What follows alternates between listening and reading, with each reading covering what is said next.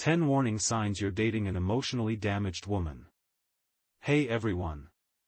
At first, she seemed sweet and attractive, but now she only acts kind when she wants something from you. Do you find yourself feeling like you have to tread carefully because her temper can flare up unexpectedly? Are you beginning to doubt your own self-worth? If you answered yes to any of these questions, you might be involved with an emotionally damaged woman. Let's explore the top 10 signs that could indicate you're dating someone with emotional scars, along with some of the subtle tactics she might use to undermine your confidence. We'll also discuss whether love can truly change her and reveal a key question to help you determine if she might be a narcissist. If you're new here, welcome to Just the Tip Tuesday. The reality about emotionally damaged women and narcissists is that they are often skilled manipulators. They usually start out charming and sweet to draw you in. When you first enter the relationship, you might feel confident and secure, but over time, her behavior and emotional abuse can chip away at your self-esteem, leaving you with nothing but self-doubt. Does this sound familiar? Let's dive into the top 10 signs that you could be dating an emotionally damaged woman or a narcissist. Number 1. She asks numerous questions about your past, only to use that information against you later. You might think she's genuinely interested, but in reality, she's collecting evidence to use as leverage in the future. Her mental war chest of your past mistakes grows over time. For example, you once mentioned having a crush on Jessica in high school, and suddenly, your narcissistic girlfriend has you deleting Jessica from your social media accounts. Even though that was a long time ago, she assumes you still have feelings for Jessica and accuses you of wanting her. Number 2, she questions you repeatedly in different ways, only to explode in anger when you respond by saying, "We've talked about this before." It feels like an interrogation, and when you bring it up, she reacts with even more rage. Then, she blames you for her outburst. If you've experienced this, please share your stories in the comments. Number 3, she constantly threatens to leave you for someone better and then acts as if she might actually do it. For instance, she might dress up beautifully to go out with her overly friendly friends on a Friday night, sometimes not returning home or staying out well past closing time. When you question her, she dismisses your concerns, calling you insecure. She might also have many male friends orbiting around her, all seemingly waiting for their turn. She knows they're interested but claims they're just friends, and she plays it off as harmless. Meanwhile, she's texting one of them while you're watching a movie together. When you bring this up, she tells you not to be a buzzkill. If you have a female friend, that's a different story, which we'll discuss in point 5. Number 4, if she keeps threatening to leave you for someone better and then acts as if she might actually do it, that's a clear sign you might be involved with an emotionally damaged woman or a narcissist. This pattern of behavior is a red flag that warrants attention. The content continues with further signs and explanations, but this is the rewritten portion based on the provided excerpt. You might be dealing with a narcissistic partner who employs gaslighting tactics, both in small and significant matters. This person tends to lie whenever their lips move, as illustrated by the example of going out with friends and promising to return soon, only to be nowhere in sight by 3 o'clock. When confronted, they deny any wrongdoing, leaving you feeling confused and questioning your own perception of reality.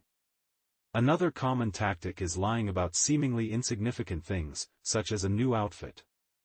When complimented, they might claim it's not new or even blame you for not remembering it, despite your certainty that it's a memorable piece. This behavior is designed to make you doubt your own memory and judgment, a key aspect of gaslighting. Furthermore, they often exhibit hypocritical behavior with double standards. They can do things that would get you in trouble, yet they hold you to a different, stricter standard. For instance, they threaten to leave you regularly, but when you question the relationship, they become silent or ghost you for an unknown period, expecting you to grovel and come back. They also control your social interactions, allowing themselves male friends while forbidding you from talking to female colleagues or even ditching your female friends on social media. This person acts like an entitled princess, accusing you of being selfish, despite their own self-centered behavior. There's a clear double standard. with different rules applying to them and you. A heartbreaking example is when a close family member passes away, and you're unable to attend the funeral due to lockdown measures. Your partner, instead of offering comfort, reacts with annoyance, asking why you're crying and ruining their Saturday night. In contrast, you've always been supportive of them during their difficult times, yet you're labeled as the selfish one. Additionally, nothing you do seems to be good enough for them. You try to make them happy with gifts, fancy dinners, and vacations, but they always find something to complain about, shifting the blame onto you. This dynamic leaves you feeling constantly inadequate and at fault. Let's dive into a real-life scenario that perfectly illustrates the concept of impossible-to-please behavior. Picture this: it's the festive season, and you know precisely the type of fragrance your significant other adores. With the best intentions, you head to the store and purchase the largest bottle available. You meticulously wrap it, anticipating her delight. But when she unwraps the gift on Christmas morning, she's far from happy, she's actually quite upset. Why, you ask? Because, despite your efforts, it wasn't the exact one she had in mind. You mistakenly bought the eau de toilette version, while she was longing for the more concentrated eau de parfum. This scenario, believe it or not, is a true story that actually happened. It underscores how even the most well-meaning gestures can go awry when dealing with someone who has exceptionally high or specific expectations. In this particular case, she insists you return the gift and exchange it for the correct one. Naturally, the store's policy doesn't allow for perfume exchanges, so you end up purchasing a second bottle. To add to the frustration, she remains upset, feeling that you've somehow ruined her Christmas by not getting it right the first time. If you've ever found yourself in a similar predicament, please share your experiences in the comments section below. You're certainly not alone. And for those ladies watching, please, don't be that person next Tuesday. Seriously. Alright, let's move forward to the next point. Number 8 on our list, she tends to be a taker rather than a giver, unless she's strategically love-bombing you with a specific objective in mind. The only occasions when she offers compliments, affection, gifts, or anything of value are either at the very beginning of the relationship when she's trying to reel you in, or later on when she desires something from you. Speaking of manipulation, if you haven't already seen my video on the 5 sweet lies that individuals often use when manipulating others, you should definitely check it out after this one. I'll provide a link to it at the end. Now, let's consider another real-life example to illustrate this taker behavior.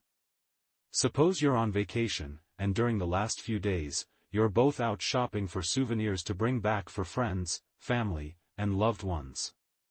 At the end of the day, you both proudly display your purchases. You ask her who she bought certain items for, and she reveals that she bought everything for herself. When you inquire if she got anything for anyone else, she says no and accuses you of trying to make her feel guilty, claiming it's her vacation. This kind of self-centeredness is a classic red flag. However, you decide not to escalate the situation because you don't want to create a scene or risk her flying into a rage and ruining the remaining days of your holiday. One of the key indicators that you might be involved with an emotionally damaged woman is what we call calculated love bombing. This ties directly into our next point. Number 9, she exhibits an excessive level of egotism and vanity, and it becomes your responsibility to constantly feed her ego. Now, there's nothing inherently wrong with someone wanting to look their best. They might even say they want to look good for you, or they may want to ensure they're the center of your attention. However, if her primary motivation is to seek attention and validation from others, that's a completely different situation. If she's perpetually checking herself out in the mirror or has amassed an impressive collection of designer shoes and handbags that she clearly can't afford, these could be warning signs of emotional damage. Naturally, you're expected to shower her with compliments daily, or else you'll face her disapproval. But here's the catch, she rarely, if ever, returns the favor unless she's trying to get something from you. You're also expected to foot the bill for all her indulgences. And if you dare to suggest budgeting or financial planning, she'll likely have a meltdown, and you'll be cast as the villain. Her vanity and ego seem to know no bounds, except perhaps in one area. Number 10. She has no qualms about speaking negatively about you, both to your face and behind your back, and unfortunately, her friends often follow suit. It's a truly bewildering situation to find yourself in. Have you ever noticed that she often tells you things that make you feel uncertain or insecure, especially when you're around her social circle? This behavior is intentional. She aims to create a sense of doubt in your mind about yourself. As a result, you might find yourself either steering clear of her friends or being overly cautious about what you say in their presence. She doesn't want them to see the good qualities you possess. To maintain this control, she engages in gossip about you, undermining your self-esteem. You can tell this is happening because she not only belittles you but also shares negative opinions from her friends, family, and acquaintances about you. These opinions are rarely positive, which indicates that she has been the one feeding them this information. For instance, she might say things like, "So-and-so thinks you're selfish," or "So-and-so believes I'm too good for you." If those people truly knew you, they would realize that these statements are far from the truth. However, they only hear her side of the story, which leads you to avoid her social circle. Meanwhile, she may also be encouraging you to distance yourself from your own friends and family. Before long, you find yourself isolated, a common tactic used by narcissists to ensure that you remain dependent on them. At this point, you may feel like a mere shadow of your former self, still clinging to the hope that your love and admiration will somehow inspire her to change for the better, but unfortunately, that rarely happens. Now, can a narcissist change? Let's explore that question, along with a useful inquiry you can make to determine whether she is indeed a narcissist or simply an emotionally wounded individual. But first, I want to share a bonus tip from Mike Whiskey Tango, who has discovered a clever method to identify narcissistic traits during the initial stages of a relationship, often referred to as the love bombing phase. Mike suggests using self-deprecating humor occasionally. If she is a narcissist, she is likely to struggle to understand this type of humor, as narcissists typically do not engage in self-deprecation. This is a valuable insight, so thank you, Mike. Now, let's discuss a question you can pose to gauge whether someone might be a narcissist. While this method isn't foolproof, it can provide a good indication of the person's emotional intelligence. You can ask them about their flaws. What are some imperfections you are working on? If they are narcissistic, they may hesitate to answer because they want to maintain an image of perfection in your eyes, which allows them to manipulate you. On the other hand, an emotionally damaged person might be more open about their flaws, perhaps saying something like, "I'm trying to improve in that area," or "I recognize that this has affected my past relationships." A narcissist, however, will likely avoid answering the question altogether. As for whether narcissists can be cured, current scientific understanding suggests that they cannot be fully cured. While they may be able to modify their behavior, such changes are often superficial and not genuine. How many of these signs have you encountered in your own experiences? I encourage you to share your stories in the comments below. They can be incredibly helpful for others who may be going through similar situations. Remember, we can support one another in this journey. If you're interested in identifying more red flags before it's too late, consider watching one of the 2 videos linked here.